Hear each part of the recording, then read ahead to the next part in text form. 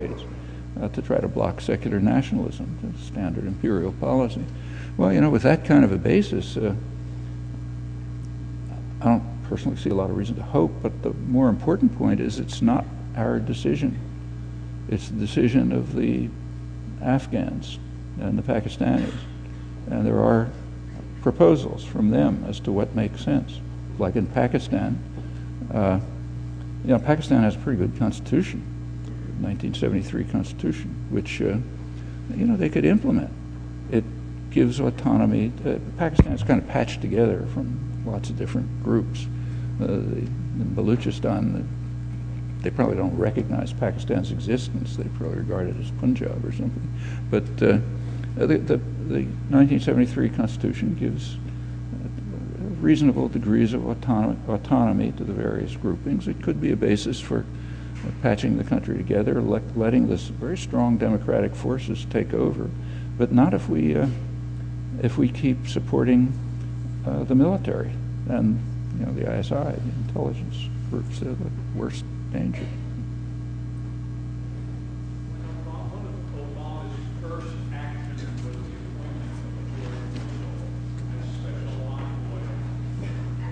appointment of as special envoy to Israel, and that was followed up by the Cairo speech. I'm wondering if you could comment. It would appear that the appointment of Mitchell, for many of us, looked like a hopeful thing, but it appears that it's all just become rhetoric and that, in fact, things have simply gone backwards. And can you tie that into the alliance that you saw that developed in 1967? Well, actually, the appointment of Mitchell was a very good appointment. Mitchell has a good record. He was George Bush's negotiator. It's not new. And it's a good appointment. He has quite a good record, and a record of success, in fact, which provides a model as to how to succeed. He was the negotiator, the main negotiator, who helped bring about the fairly peaceful resolution of Northern Ireland's time of troubles. And what happened was Britain had been responding to IRA terror was pretty serious. And Britain responded to each act of terror by extending its own violence, which is a gift to the IRA, you know, the extremists in the IRA, and it sort of cycled upwards. And finally, in the late 90s, here incidentally Clinton played a good role too, to be honest, I have to admit it. And Mitchell was the sort of point man. The British reversed policy. They started to pay some attention to the grievances that lay behind the violence and that enabled the militant elements in the IRA to mobilize support. And the grievances a lot of them were legitimate. They started paying attention to them. The violence declined. I was in Belfast a couple of months ago, in fact. I haven't been there for about 15 years. I mean, it's night and day. You know, it's not utopia. There's plenty of sectarian bitterness and anger, but it was a war zone the last time I was there. Now you go anywhere. You know, it's peaceful. Okay, that's the way you should deal with terror if you're serious about reducing it. Well, okay, Obama appointed Mitchell. This is a couple of days after he took office, late January. And he gave a speech. And it's worth reading the speech, worth reading it carefully. Actually, it's Obama's only real speech on Israel-Palestine. He appointed Mitchell, announced Mitchell's appointment. He's also always very forthcoming, you know, loves everybody. He told the Arab states that they're really doing a wonderful job. He said that there's a constructive proposal on the table, the peace proposal of the Arab states, and he said we ought to build on that, and in his amiable fashion. And then he gave his suggestions. He directed them to the Arab states. He said, well, you should live up to your proposal and proceed to normalize relations with Israel. Well, you know, he's an intelligent person. He's literate.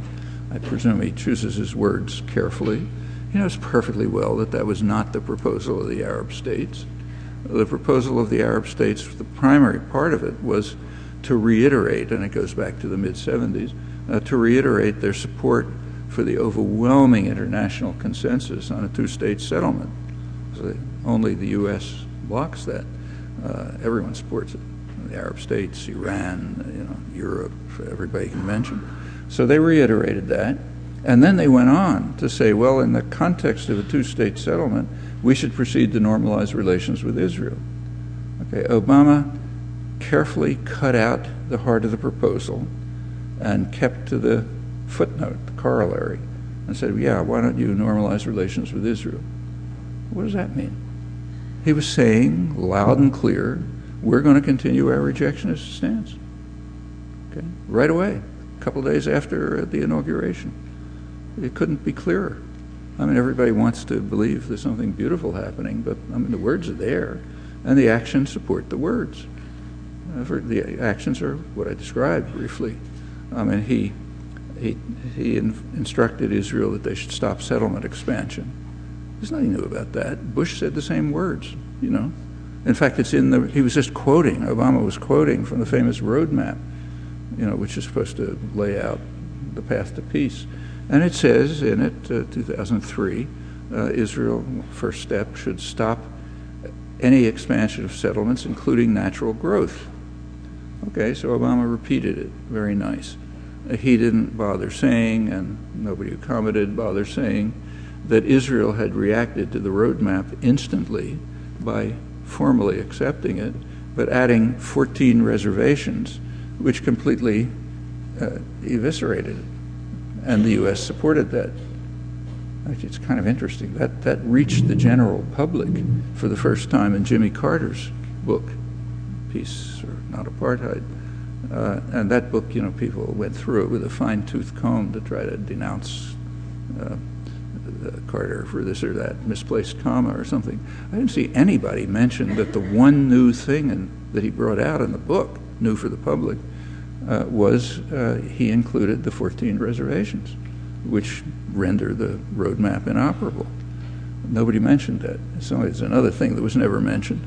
In all this look for errors in Carter's book, there's one glaring error, which was never mentioned, and that had to do with one of the worst of the U.S.-Israeli invasions, 1982. In 1982, with complete U.S. backing, Israel invaded Lebanon. It killed about 15,000, 20,000 people, destroyed much of southern Lebanon and Beirut and so on, all with U.S. backing. There was a pretext. The pretext was they had to respond to the shelling of Galilee. PLO was shelling Galilee. Well, there was one problem with the pretext. It was total fabrication. The border was totally quiet, north to south. South to north, Israel was bombing Lebanon regularly, killing plenty of people in an effort to try to elicit some kind of PLO response, which would be a pretext for the planned invasion. The most they could get was a couple of symbolic, nothing, nobody even harmed. Finally, they didn't have a pretext, they just invaded outright. But that's the official line. It's what you get from Thomas Friedman, propaganda and so on, and Carter repeated it. It was openly discussed in Israel at the highest level that this is a war for the West Bank. The threat was PLO negotiation offers, which were threatening to permit a diplomatic settlement. They wanted to end that, so they wanted to drive the PLO out of Lebanon. It wasn't secret, it was all over the place. You knew it right away. But Carter repeated it, and nobody ever thought that was an error. Well, yeah, because that massive lie happens to be a core part of our propaganda for justifying our aggression and atrocities. Well, okay, that was Obama's speech on Mitchell. What about Cairo? The Cairo speech was, polite. I mean, he didn't insult the Arabs. He said, the Muslims, he said, we love you, you're our friends, and we can all be happy together. Was there any content there? Look back and see if you can find anything there other than we love you and let's all do things together. Actually, on his there was something that he did say. On his trip to Cairo, there was a press conference, and he was asked, are you going to say anything about Mubarak's authoritarian regime? That's quite a compliment, incidentally. He's one of the most brutal dictators in the Arab world. But they said, are you going to say anything about his authoritarian regime? And Obama had an answer. He said, I don't like to use labels for folks. Now, when a political figure uses the word folks, get ready. The next thing that's, if they talk about people, okay, but when they talk about folks, some huge, monstrous lie is going to come out. So he says, I don't like to use labels for folks, so I'm not going to call him authoritarian. In fact, he's a force for stability and for good. Now, how can anybody in the Muslim or Arab world take him seriously when he claims to be concerned about human rights in Iran? You know, I mean, this guy's one of the worst dictators. You know, Iran is practically a paradise in human rights terms as compared with Saudi Arabia, our main ally. But somehow people are supposed to believe that, accept this, and in the United States, you know, they do. But try to find something else. It's hard. And there's no reason to expect anything different. I mentioned a little bit about Obama's record.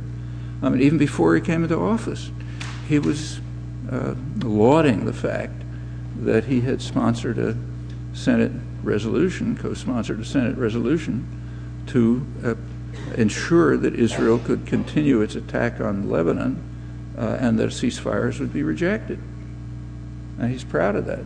Well, what do you expect him to say?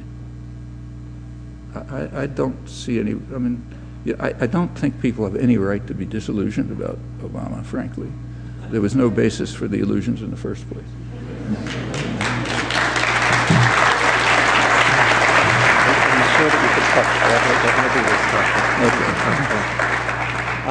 I've promised Noam's assistant that I would protect his voice. I'm under strict orders.